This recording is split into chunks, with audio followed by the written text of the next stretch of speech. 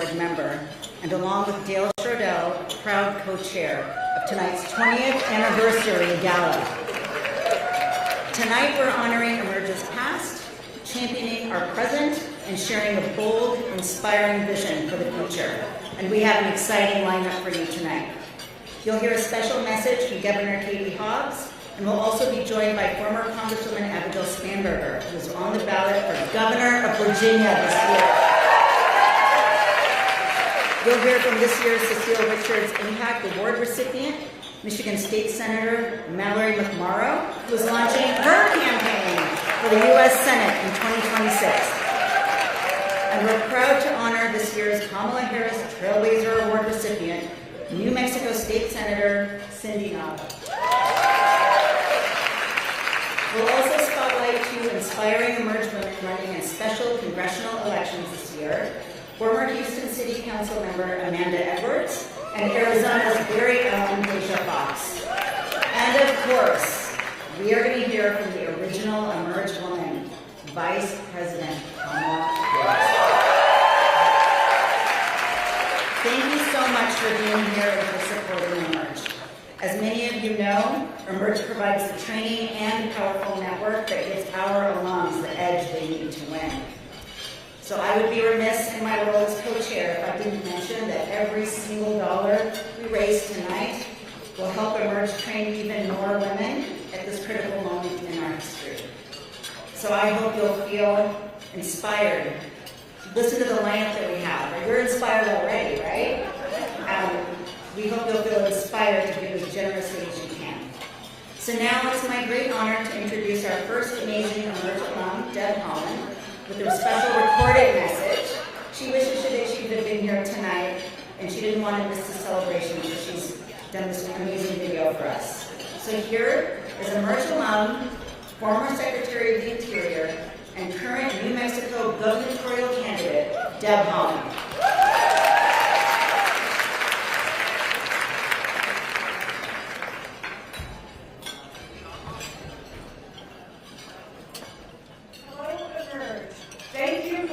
This event, along with the mentorship and programming you provide for our nation's future leaders.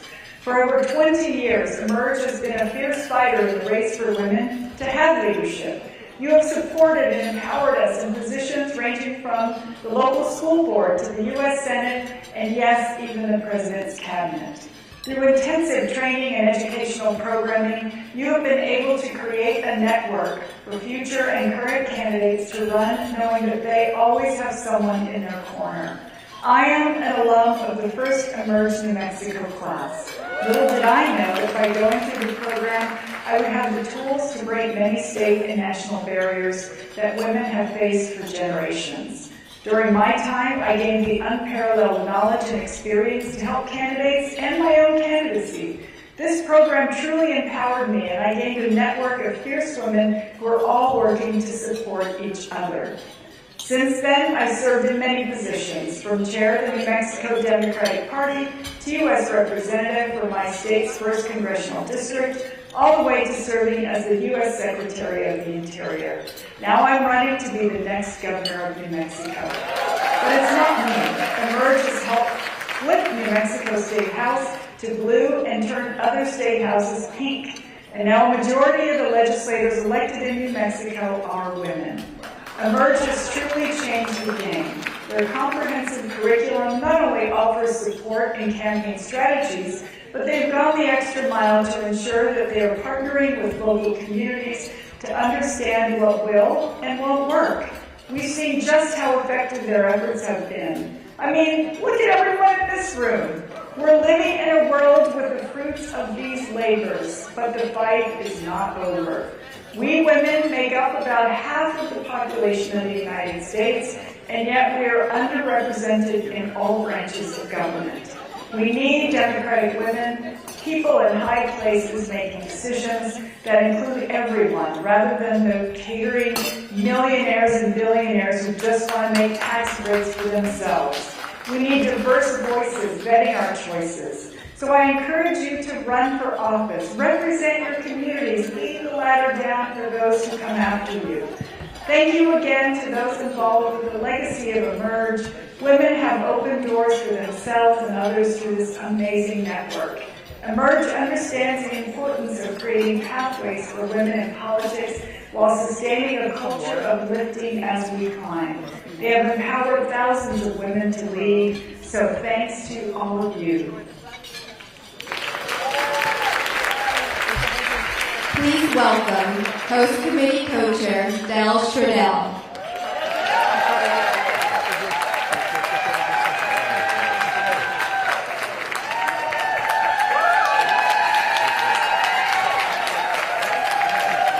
Don't you just love Deb Haaland? Just amazing. And it's so exciting that she's going to be the very first Native American woman that we've elected. So again, hello everyone, and welcome again. I'm Dale Stradell. I'm a member of the Emerge Action Fund Board and also a member of Emerge's Advisory Board. And I want to just welcome you again and thank you so much for joining us tonight and for supporting Emerge and being here with us to celebrate Emerge's 20th anniversary. It's such a momentous time. And it's really wonderful to gather with everyone. We all so desperately need this right now. And, tonight is just an amazing time to come together and to find inspiration and hope. And I know that we're going to all find that together here tonight. And as co-chair of this exciting event, along with Rashmi, we want to extend our deep appreciation to the host committee. Thank you all for, I can't ask everybody to stand, and honestly I can't even see, but thank you all for everything you did, because without you this event would never be possible, and what you did was phenomenal.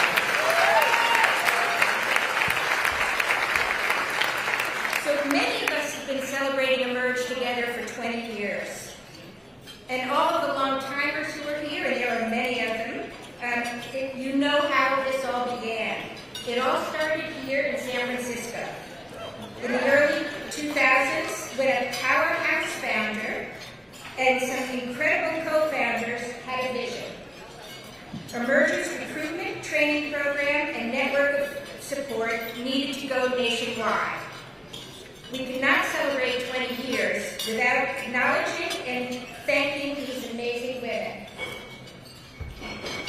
With us tonight, we've got Emerge founder Andrea Bixfield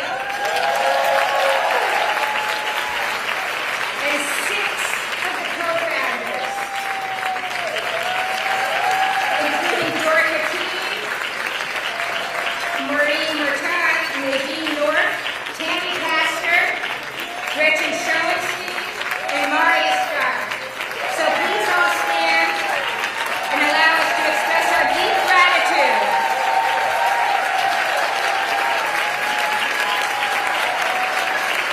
Thank you all so much for your incredible leadership. Your vision is of what was possible back then, and your hard work and dedication in bringing Emerge to life blazed the path that's led us to tonight. And we are so grateful for that. Celebrating 20 years of building the largest network of women elected officials and candidates and transforming the face of government. And I have to add, we've only just begun. Tonight, we're here to celebrate and to also look forward and power the next 20 years. As Emerge's biggest and most important fundraiser of the year, tonight's gala will help fuel our work ahead and allow us to continue to build the bench and make the greatest impact in elections this year, next year, and in the years to come beyond. Please keep in mind when Teresa Farrell, who is our inspiring auctioneer, when she takes the stage a little bit later, I'm hoping that everybody here will engage in a little bit of friendly competition tonight to make this Emerge's most successful event ever. And it is now my great honor to introduce you to Emerge's President and CEO, Ashanti Golar. Ashanti has been in the Emerge family since 2006, when Emerge Nevada was founded in her home state. She went from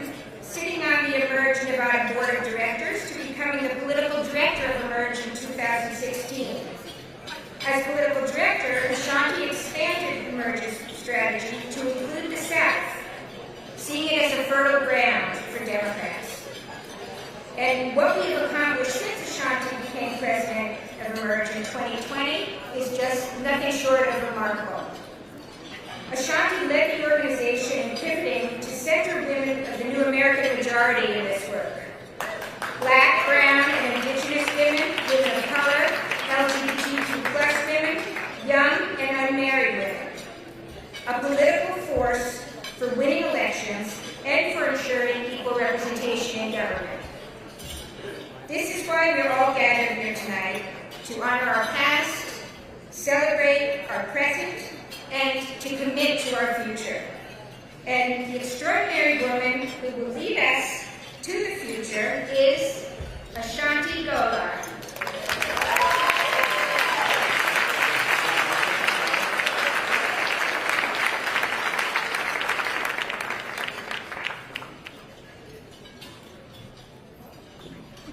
Good evening, everyone.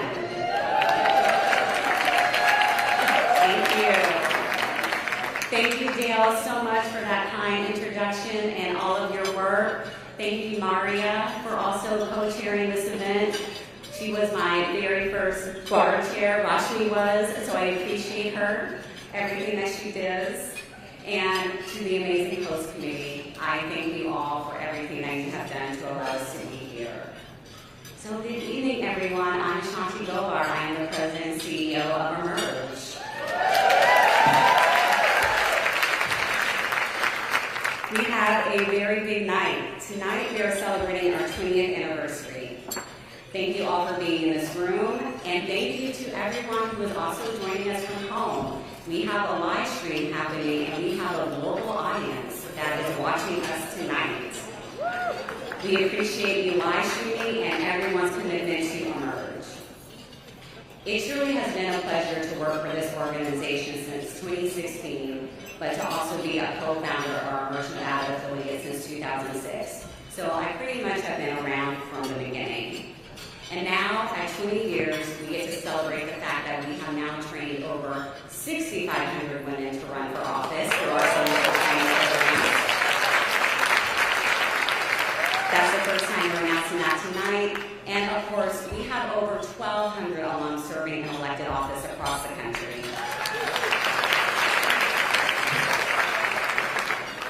And I am so thankful to have the original Emerge woman, Kamala Harris, who's going to be joining us tonight.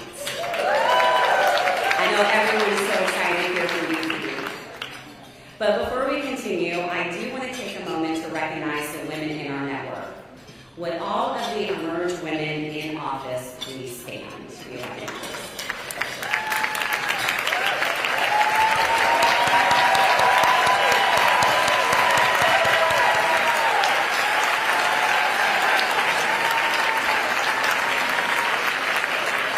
And of course, with them standing, I would like to recognize that we have our highest-ranking California alum in the room, Lieutenant Governor Eleni Kounalakis is here with us tonight.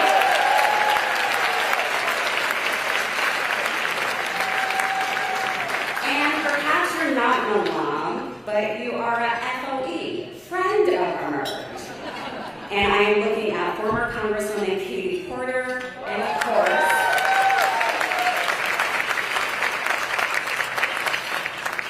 course, the iconic Mayor-elect Barbara Lee.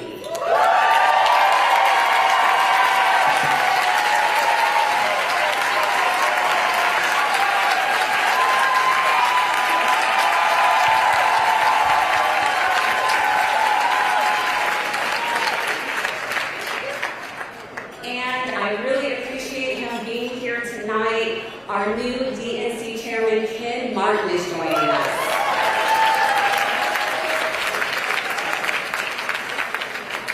Now, would all of the Emerge alums in the room please stand to be recognized?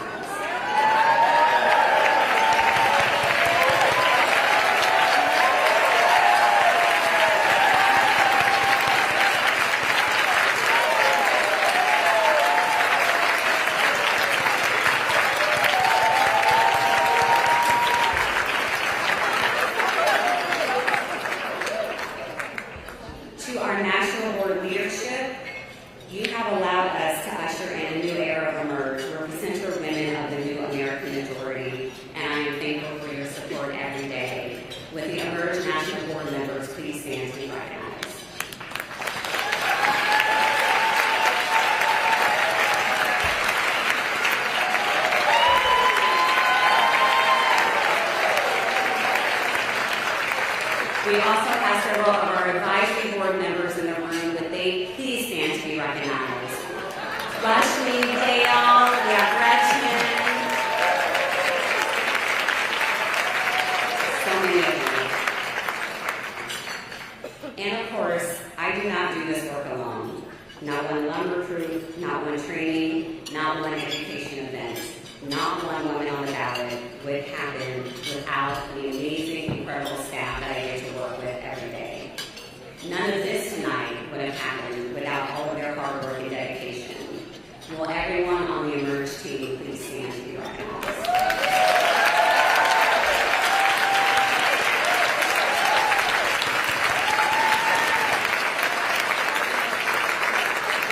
And with that, I would like to take a moment to recognize our longest-serving Emerge employee, our Chief Operating Officer, who is celebrating 15 years at Emerge, Alicia Woodward-Wilson.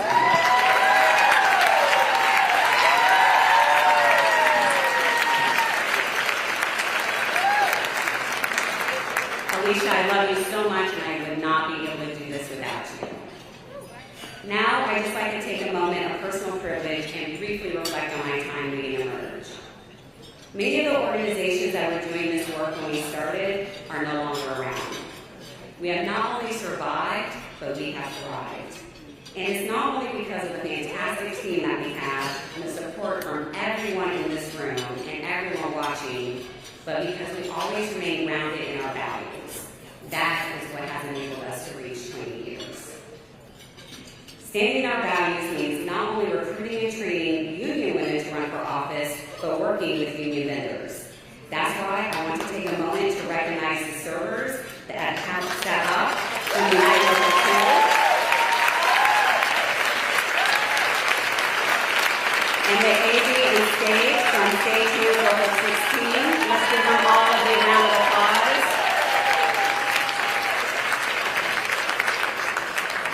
I'm very fortunate to do this job during this time because our women in office continue to inspire me every day. And it's an honor to lead our team of women across the country, training and developing the next generation of leaders in our country. So I have to say thank you all for believing in my leadership, for trusting me to reinvent and emerge as an organization, for trusting me to set a bold 15-year vision to help lead our movement, for trusting me to innovate new trainings and programming that have never been done before in politics, but have moved the needle in states across the country in ways that we never could have imagined. All of this has led us, in 5 years, to not only become the largest network of Democratic women elected officials and candidates, but we can officially say we are the largest network of women elected officials and candidates in the country.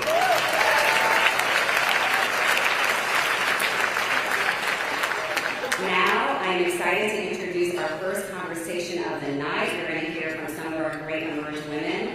Please welcome to the stage to join me, our Emerge Virginia alum, former Congresswoman and candidate for Virginia Governor, Abigail Spanberger.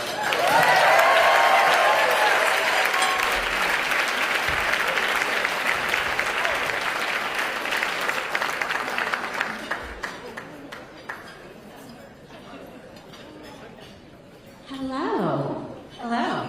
So excited to have you here. So the first time you were at an Emerge event out here in San Francisco, it was after you had won your first race for Congress, which is extremely exciting. So I know a lot of us know you, but please give your formal introduction and tell everyone why you're such a badass. Well, and I think for that event, Deb Haaland and Lauren Underwood and Kim Schreier. We have Lucy McNabb, Deb Haaland. You're part of the original Emerge caucus in Congress, which was 5 back in 2018 and now is 13 in 2025. Well, so I first found out about Emerge because of my mother. So my mother did one of the first Emerge classes in Virginia, the consummate advocate. My mother was focused on a wide array of issues and priorities and did Emerge, ultimately ran for school board in Virginia. Did not win, but set a good example. And so it was fun for a time to see my yard signs with my mom's name on it. And at the time, I was a CIA officer. I was undercover in that role. It never occurred to me that I would someday potentially run for office. But after I left CIA, we moved back home to Virginia, and I had begun doing advocacy with Moms Demand Action. And my mother kept saying, "You should do Emerge, you should do Emerge." And everywhere I went, "This is my Emerge sister, this is my Emerge sister." And so in the fall of 2016, I thought I would potentially apply for Emerge. And what I think is so spectacular about Emerge is it's based in your state. So Emerge Virginia is a network of women in Virginia. And so I started the application, and then I thought, no, I'm busy, and my kids are little, and I don't think so. And I started it, and then I stopped. And then the election happened, and there was this email that went out, and it was just all of us who had started applications and not finished, and said, "We've extended this deadline." And I think I rage applied. And I was accepted into the class, and even at that time, my whole thought process was, this will help me, as somebody who had previously been under the Hatch Act and wasn't necessarily super comfortable in the political space, thought this will help me with the advocacy that I believe in. And applied to the program, was accepted, started. And what I found so amazing was to be in a room of other women who believed in the value of electing good people, strong people, in our case in Virginia. And so there were some people in that class who never had any intention of running for office. Some of those people who really never had any intention, who by the end of the class were running for Congress. But actually one of my Emerge sisters is here today, just by coincidence. So Johanna, where are you?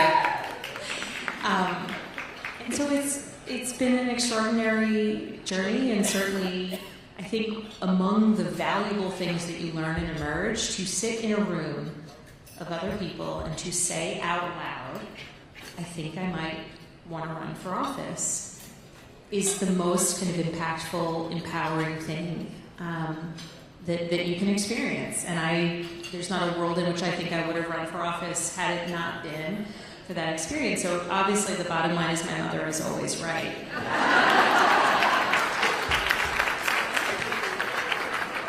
So from Congress to governor, your race is this year, and congratulations, because you just secured the Democratic nomination, so it's official.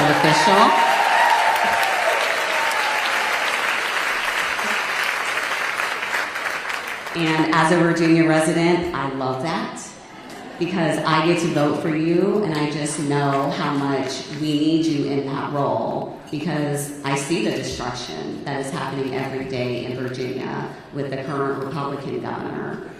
I know how horrible it would be if any of the Republican candidates were to ascend into that role. So just tell everyone a little bit more about your race and what is at stake, because so much has been accomplished in Virginia due to your leadership in Congress, our Emerge alums serving up and down the ballot, and we need to definitely get the state back on track. So in 2025, the only statewide races are Virginia and New Jersey. And in Virginia, we currently have 3 statewide electeds. In Virginia, we're each elected independently, and we have a Republican governor, lieutenant governor, and attorney general. We do have a small majority, 51 out of 100 seats in the House of Delegates, and all 100 seats are on the ballot this year. And we have amazing candidates running up and down the ballot in the Commonwealth this year.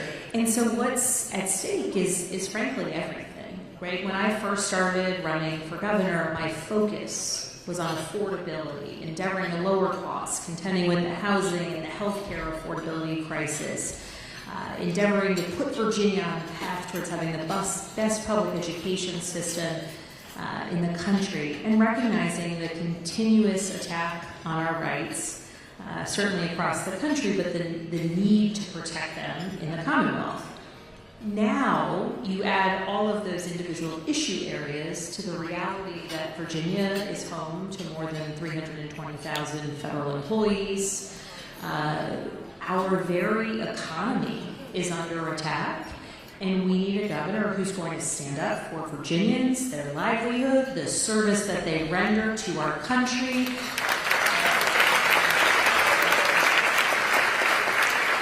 Recognizing that the federal employees we're talking about, their researchers at the NIH, their nurses at the VA, they are USDA employees who are supporting farmers and producers across our Commonwealth.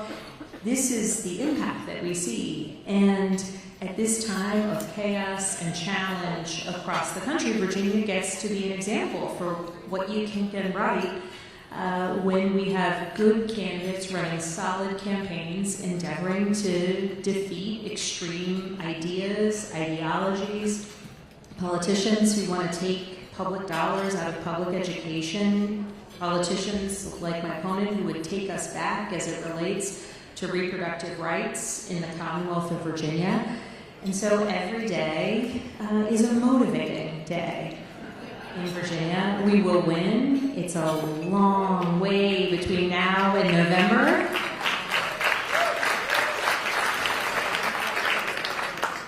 But we're clear-eyed about the challenge before us, and I know that we can and we will flip the governorship, the lieutenant governorship, the attorney general.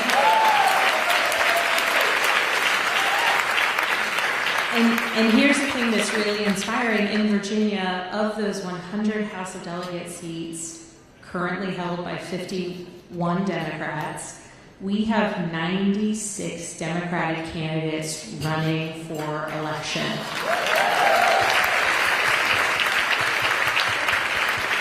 In the bluest of the blue, in the reddest of the red, and everywhere in between, we have people who are standing up, who want to represent their communities, who recognize that this year is the year that across the Commonwealth of Virginia, it's the year to stand up for the policies and the people of our Commonwealth. And I know that we will do right, certainly by Virginians, but we will make an extraordinary example that I hope other states will follow in 2026.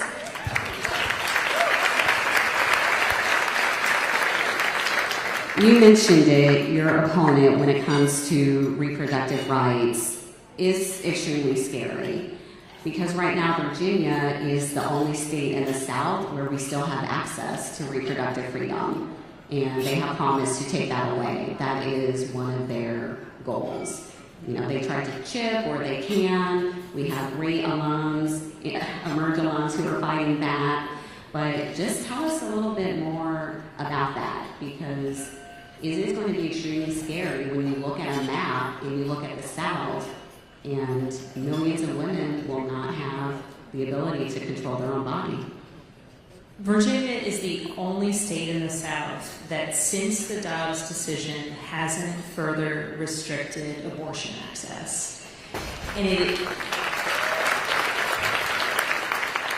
And the clapping goes to the state Senate, who, with a majority of 21 out of 40, blocked a bill that, before we got the majority back in the House of Delegates, blocked a bill that would have restricted abortion access in Virginia, that we know the governor would have signed, that my opponent was in favor of. That 21 out of 40 number is the reason that we were able to hold that back in Virginia.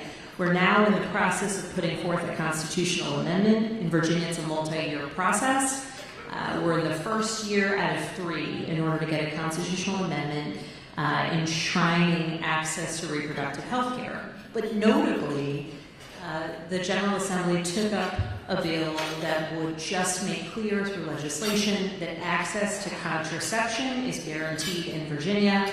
And my opponent, as Lieutenant Governor, cast the tie-breaking vote against ensuring access to contraception. Ultimately, it did pass we ultimately got it through, but the expectation is that the governor will veto it this week, as he did last year when they passed it as well. So it's serious. The rights, certainly, of reproductive freedoms in Virginia. We've also, under our last Democratic governor, made it more straightforward to cast a ballot. We have 45 days of early voting, which is essential to people being able to access the ballot, cast their vote, make their voices heard.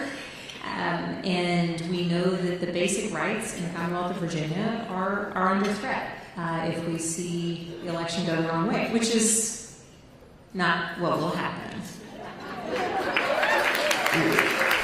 We are so lucky to have you stepping up to run for governor. We have another Emerge alum, Shannon Taylor, stepping up to run for AG in Virginia. We have a great partnership with the Democratic Attorney General Association. So I do want to close us out by just having you quickly say why we still need women running during this time. Because one of the things that is really, really making me angry, y'all, is we actually have some women elected officials that have made comments that women shouldn't run, that they may not get elected. Y'all say it's not me, but it's unfortunately real. So at Emerge, we're always here to do this work, we're committed to this work. What would you say to those women who are thinking about running for office? Do it. Run.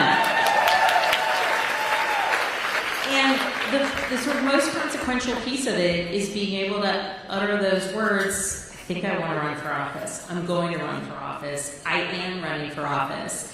And I'm running for governor. I love my wonderful Commonwealth. So I'll center my answer on Virginia.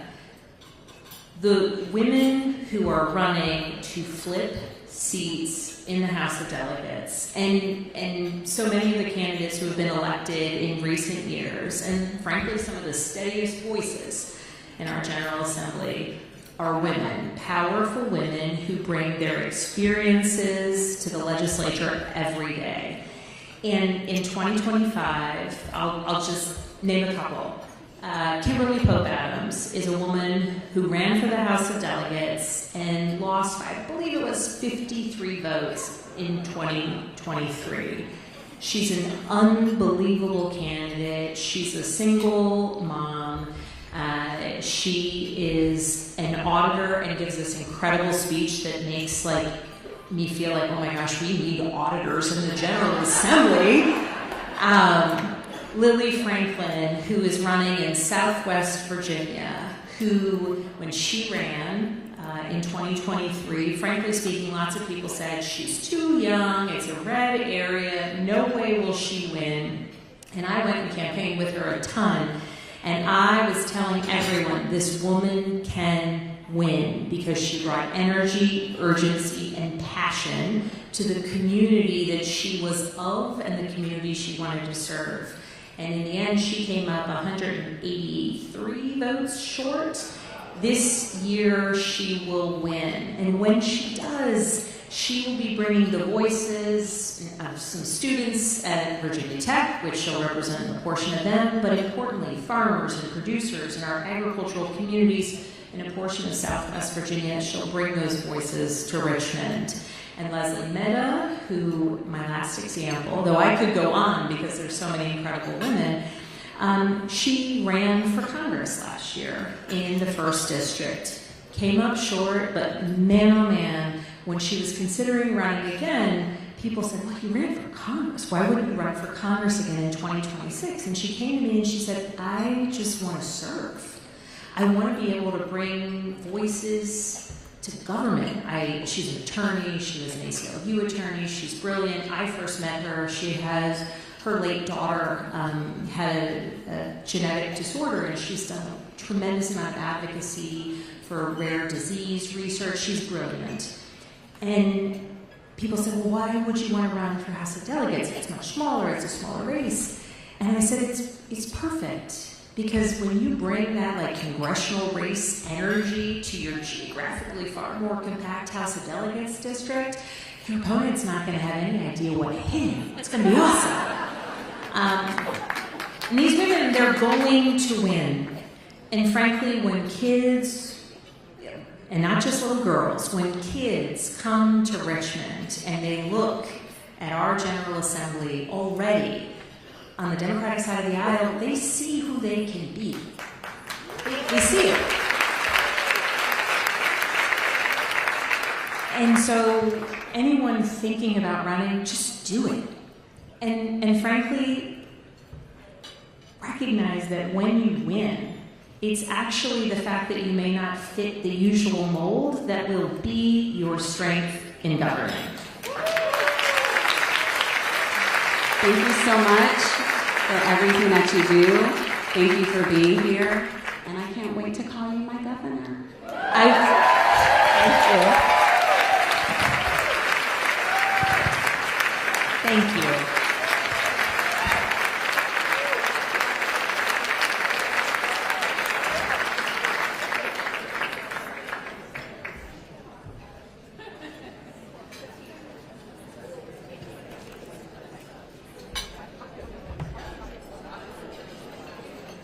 Good evening, everyone. I'm Arizona Governor and Emerge alum Katie Hobbs, and I'm excited to celebrate Emerge turning 20 with all of you. Since its founding, Emerge has been on the front lines of transforming our elected offices by creating a network of sisterhood for Democratic women and inspiring the next generation of leaders. I was recruited into the inaugural class of Emerge Arizona, where I realized that if you can't change policy, you have to change the people making the policy. I started volunteering for local campaigns. I became active in my local Democratic Party, and I knocked on hundreds of doors in my community. That experience with Emerge gave me the confidence and tools to launch my own campaign for the Arizona State Legislature. In 2010, I ran for the State House, and I won. Since then, I haven't lost an election, and I haven't stopped fighting for Arizonans. As minority leader in the State Senate, as Secretary of State, and now as Governor. I'm so proud of how much we've accomplished for everyday Arizonans in the last 2.5 years. From canceling $2 billion in medical debt for over 1 million Arizonans, to providing down payment assistance so that more Arizonans can live the American dream and buy their first homes, to protecting reproductive freedom from extremists by repealing the dangerous 1864 abortion ban and enshrining abortion rights into the Arizona Constitution. Working together, there's nothing human power can do. So congratulations to Emerge. And thank you so much for all of you watching tonight who support this organization. Without you, Emerge Women in Office couldn't do what we do. Here's to another powerful 20 years. Please welcome Emerge Board Member Gretchen Sisson. Hello, everyone. My name is Gretchen Sisson, and I'm a proud Emerge Board member, an author, an abortion researcher, and a friend and mentee of the incomparable Cecile Richards.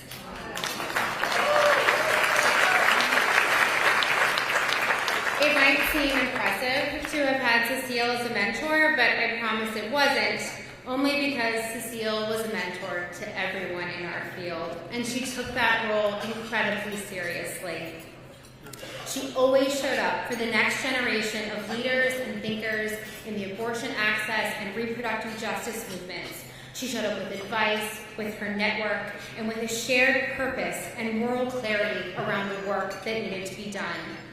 She was a fearless executive, and she was a movement builder, because while she was undoubtedly a once-in-a-generational messenger, she also deeply cared about getting stuff done.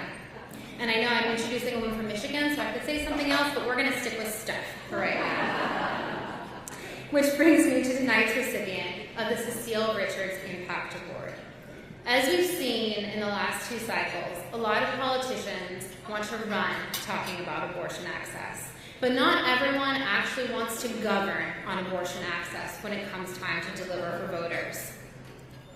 But in Michigan, Senator Mallory McMorrow and her colleagues decided not just to promise, but to deliver just that. After Michiganders passed a ballot initiative to protect abortion access, The Senate followed that up with the Reproductive Health Act that repealed the 1831 abortion ban, repealed the targeted regulation of abortion provider laws. You all might not know what those are. I am happy to talk in more detail than you want after the program. They repealed a law that forced patients to buy a separate insurance rider to access abortion care. And they ensured that students in their public university had access to accurate reproductive health information. These are the types of policies that not only make reproductive choice possible, but make abortion access real. And these are the type of policies that Americans need, implemented by the leaders they deserve, and they are the policies that Mallory McMorrow is going to fight for at every level of office. Mallory, I'm so proud to present you the Cecile Richards Impact Award, and I know Cecile will be very proud to have you receive it. Thank you so much for fighting for us.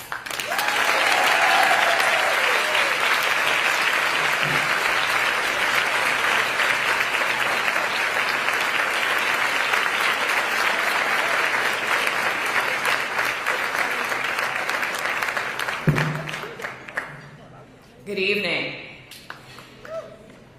I'm so proud to be here tonight, and I want to tell you a little story. A video went viral the day after the 2016 election. It was middle school students chanting, "Build that wall," at a Latina student. They were slamming on the tables and yelling. That was at Royal Oak Middle School, which was my polling place the day before, where I stood in line hoping to end Trump's hopefully brief journey into politics by electing our first woman president. Then, when that didn't happen, I did the only logical thing I could think to do up next. I Googled how to run for office.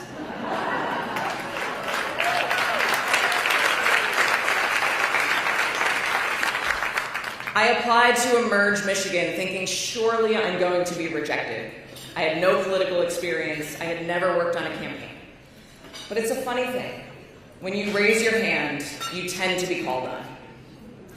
What struck me about the women in my Emerge class wasn't the ambition. Not one said, "I was born to be in it."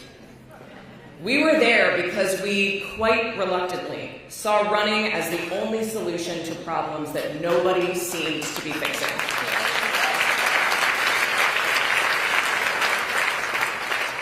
A black woman in her 70s from Detroit said she'd lived through the '67 riots and had never seen things as bad as they were today. A child care center director watched as women were demoralized and resources were cut. A scientist was horrified by the anti-science, anti-fact rhetoric coming from politicians like Donald Trump. And as for me, I wanted to believe in an American dream where decency matters, where everyone feels seen and heard, where our creativity and hard work mean that we are limitless. An American dream in stark contrast to the American nightmare unfolding that celebrated lifting some up by tearing others down. In 2018, I took on a Republican incumbent whose father had served in Congress for 16 years and who had won his last election by 16 points. With an all-woman team, we beat him by 4 points.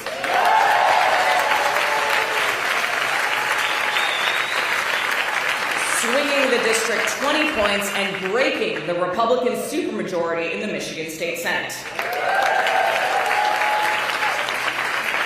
Then in 2022, after a floor speech of mine went viral, I raised millions of dollars for other candidates running for state senate, and we helped flip the state senate for the first time since 1984.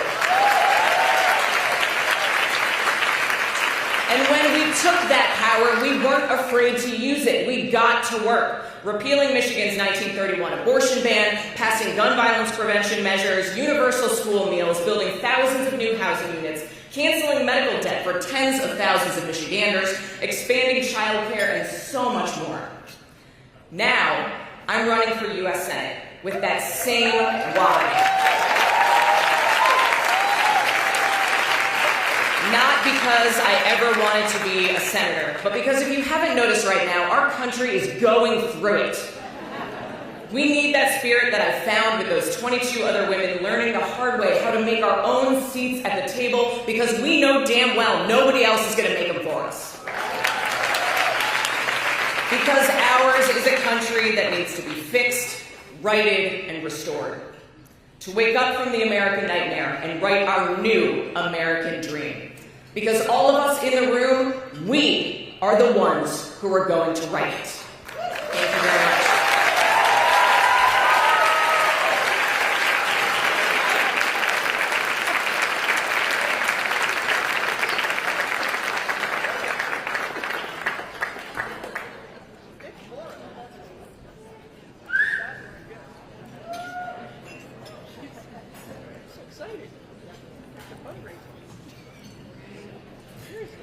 Congratulations, Mallory, and thank you so much, Gretchen, one of my amazing board members. All right, it's time. We are so honored to have our next guest joining us tonight. She is one of the main inspirations for our work and why Emerge exists. That's right, her first campaign for district attorney started right here in San Francisco and helped spark the movement that became Emerge. When her inner circle saw the need for a program to train women on how to run for office and win. That is precisely what Emerge was created to do and is what we've been doing for 20 years. She has spent a career in public service fighting for the people of California as Attorney General and U.S. Senator. And then we got to watch her fight for all of us as our first woman vice president.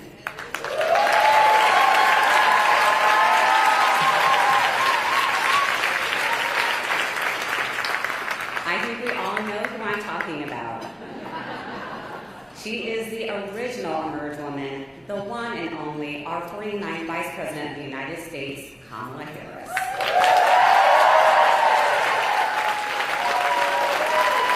Just a moment. I'm glad y'all are excited a little bit more. So we do have something in the network right now. You know what? Madam VP, they don't want to hear from me. They want you to come on out.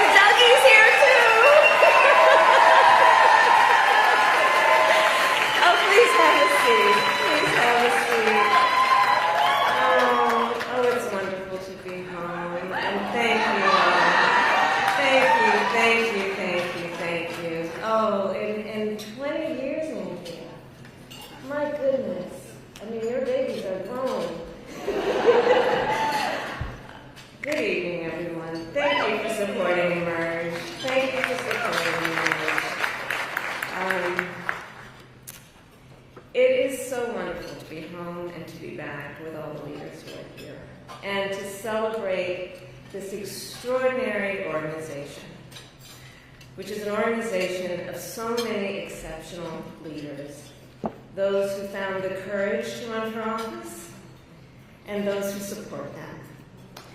Emerge, I will say something you know. Throughout my entire career in life, I have always believed in the ideals of our nation.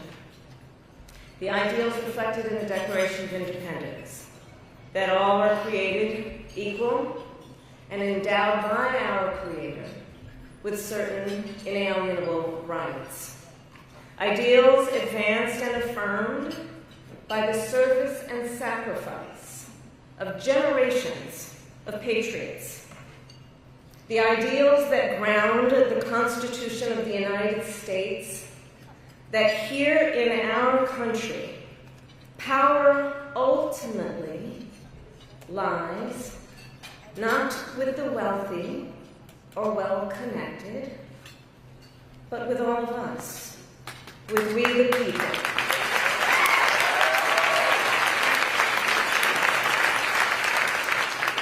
Now, of course, I recognize that America has never fully lived up to these ideals, that for all the gains we've made, the American dream has for decades been slipping further out of reach for so many, and that the American people deserve leaders who make their lives better and make our country stronger. But sadly, we have seen quite the opposite over these past few months. Now, I know tonight's event happens to coincide with the 100 days after the inauguration, and I'll leave it to others to give a full accounting of what has happened so far. But I will say this. Instead of an administration working to advance America's highest ideals, we are witnessing the wholesale abandonment of those ideals.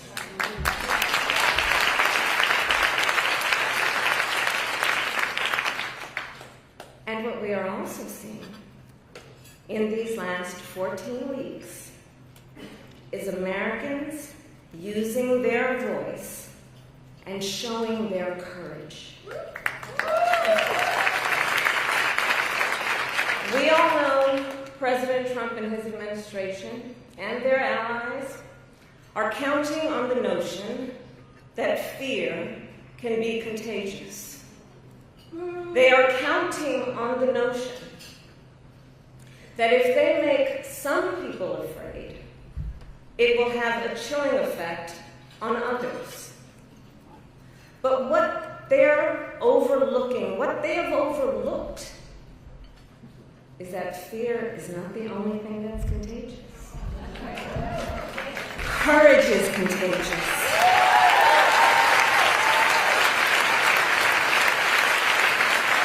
The courage of Americans who are banding together in the face of the greatest man-made economic crisis in modern presidential history. Americans across the political spectrum who are declaring that the president's reckless tariffs hurt workers and families by raising the cost of everyday essentials, devastate the retirement accounts that people spent a lifetime paying into, and paralyze American businesses, large and small, forcing them to lay off people, to stop hiring or pause investment decisions. The courage of Americans we are seeing who are rallying at Social Security offices to protect their hard-earned benefits. Of Americans who are speaking out to say, it is not okay to violate court orders. Not okay. Saying it is not okay to detain and disappear American citizens or anyone without due process.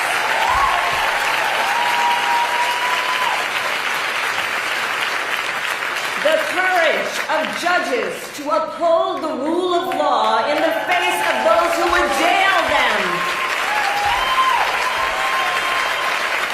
Of universities that are defying unconstitutional demands that threaten the pursuit of truth and academic independence.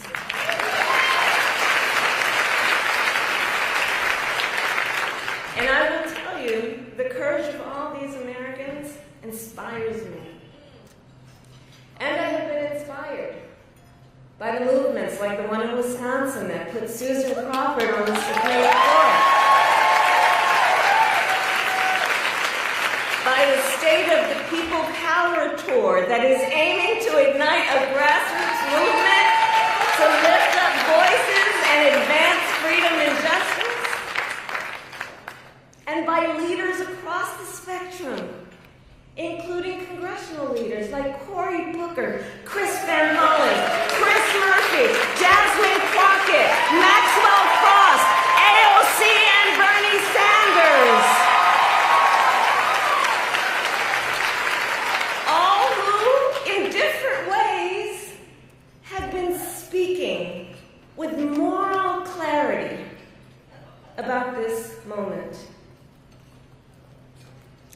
So here's one of the other things I wanted to talk about tonight, and to highlight.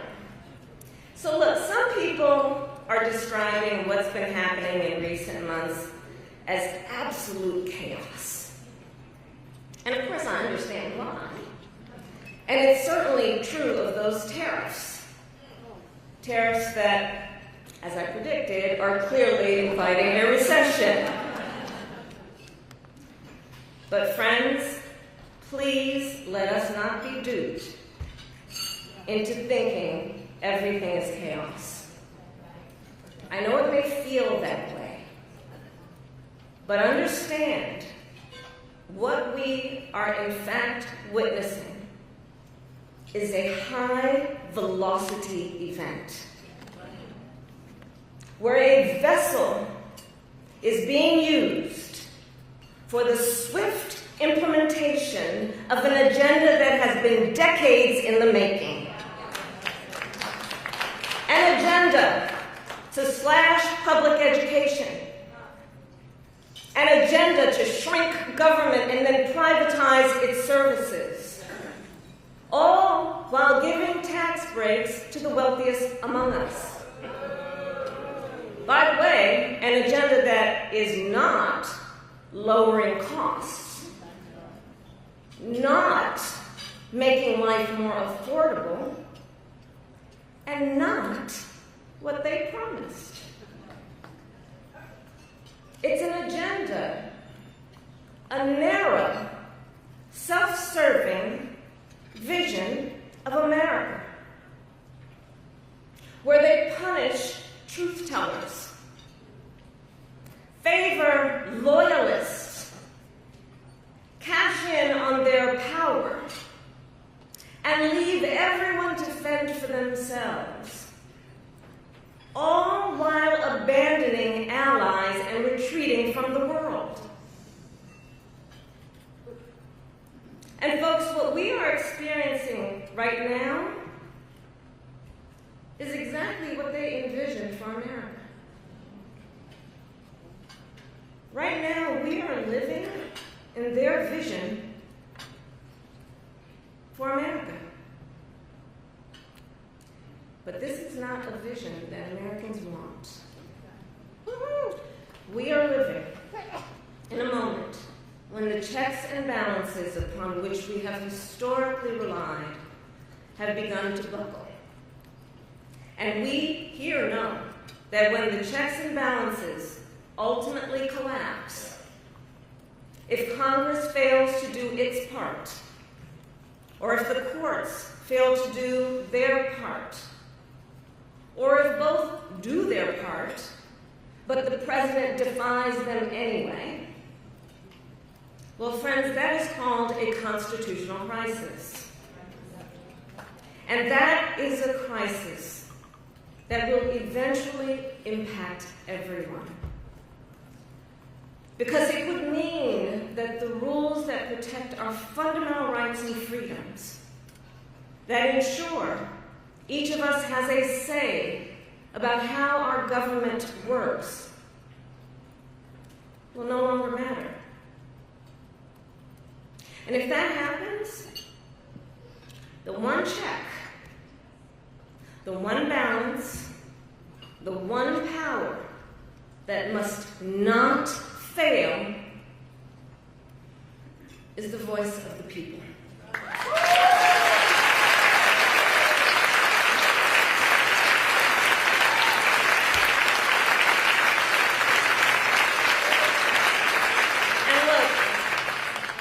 right now I know a lot of folks are wondering what's going to guide us through this moment. How are we all going to figure out how to chart the course? But that's not a reason to throw up our hands. In fact, please allow me, friends, to digress for a moment. Okay. It's kind of dark in here, but I'm asking for a show of hands. Who saw that video from a couple of weeks ago? The one of the elephants at the San Diego Zoo during the earthquake? Google it if you've not seen it. So that scene has been on my mind. Everybody's asking me what you've been thinking about these days. Well, so in the video, for those who haven't seen it, here those elephants were. And as soon as they felt the earth shaking beneath their feet, they got in a circle and stood next to each other to protect the most vulnerable. Think about it. What a powerful metaphor. Because we know those who try to incite fear are most effective when they divide and conquer, when they separate the herd, when they try to make everyone think they are alone. But in the face of crisis, the lesson is don't scatter. The instinct has to be to immediately find and connect with each other, and to know that the circle will be strong.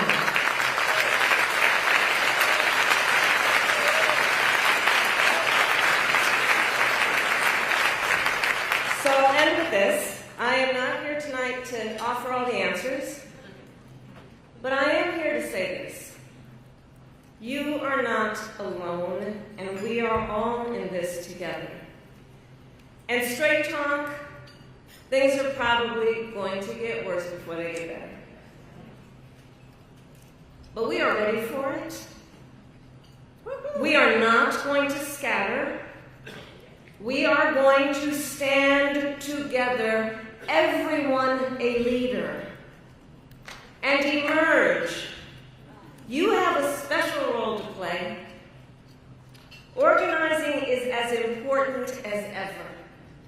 Mobilizing is as important as ever. Running for office is as important as ever. So please, everyone here, please keep doing what you are doing. And to everyone, let's lock it in.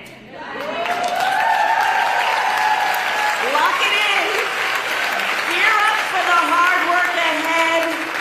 And please, always remember, this country is ours. It doesn't belong to whoever is in the White House. It belongs to you. It belongs to us. It belongs to we, the people. Thank you. God bless you, and God bless America. Thank you all.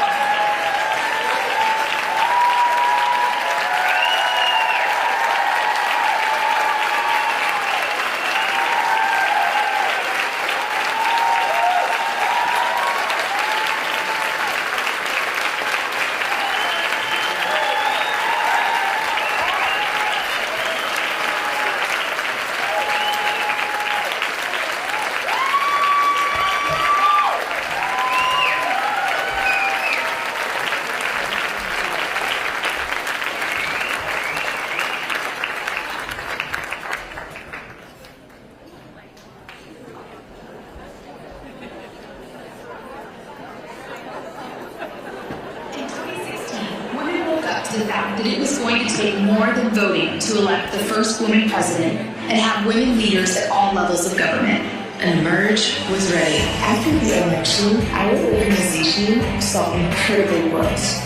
women came to us from every walk of life and every state in the country wanting to learn how to run for office. Our organization rose to the occasion. In the next few years, we grew from 16 to 27 states. In 2018, we elected our first 5 members of Congress. Emerge alums made Nevada the first majority woman state legislature. We flipped Colorado, Maine, and Connecticut in 2018, and Virginia in 2019. We elected Emerge's first woman governor in Guam, showing the reach of our network. Then the world stopped. The coronavirus forcing millions more Americans into virtual lockdown. And we had to pivot. But Emerge was ready. We were the first organization to come out with campaigning through crisis. We showed women how to win campaigns, despite social distancing and stay-at-home orders. And Emerge grew.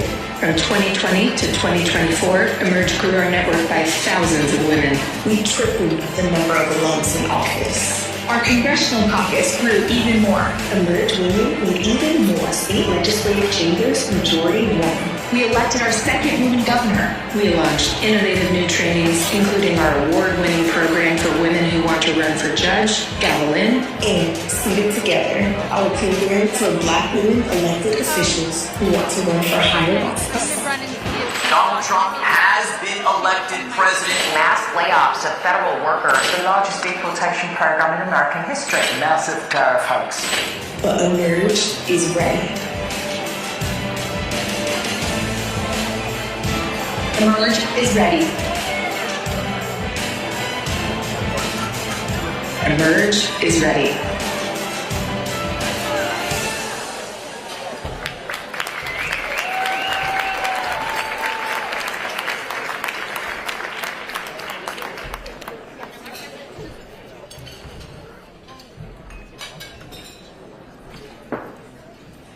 Good evening, everyone. I'm Teresa Farrell, and I'm your fundraising host tonight. Who wants to have an impact right now? Because I am so fired up.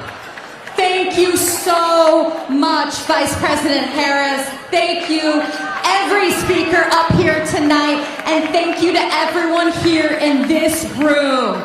I can think of few things that take more courage than putting your name on the ballot. Thank you to the women who do and the women who lift those women up. Thank you.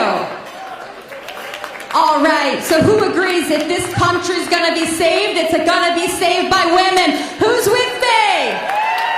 Yes, and no one is doing it like Emerge. Emerge is crushing it.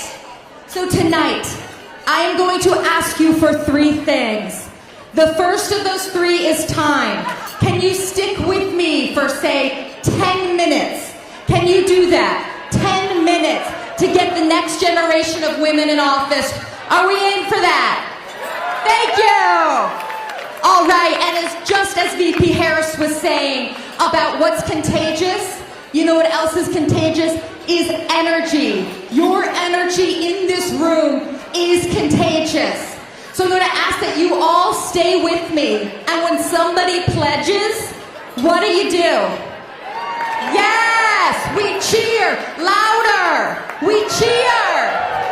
Yes, that actually releases oxytocin, the bonding hormone, further connecting us. And all of you watching virtually, I want you cheering too, even if you're alone in your own living room. Let's shake the ground.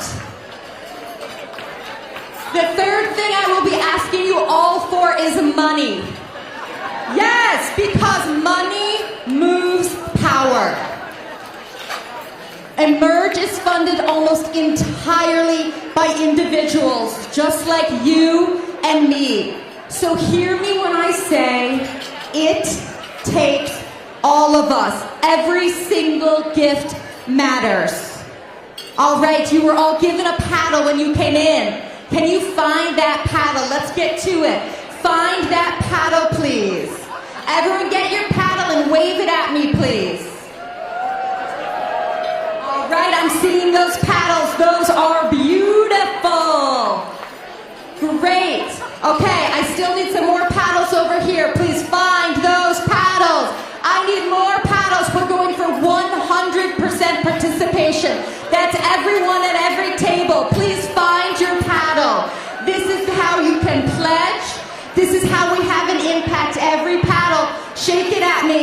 every table, please. That includes everyone. Wave those paddles.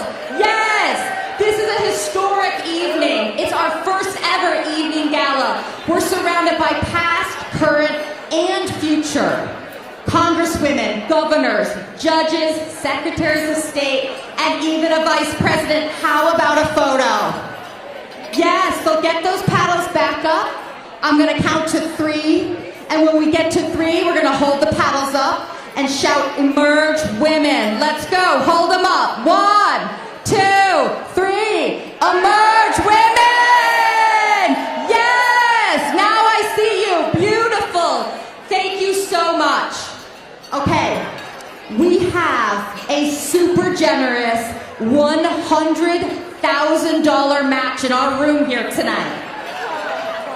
It's not being released to us until we cross $150,000. Do you think we can do that? Yeah, I think so too. But take a serious moment. I'm pumped, but let's take a serious moment. Everyone stay with me, please. This is really serious and a serious time. And we all came into this room tonight with a number in our head. I'm going to ask each and every one of you if you can stretch beyond that. If you can go a little bit further tonight. And yes, that stretch might hurt a little, but come November, it will feel so, so good. And if we all do that, we can change the face of this country.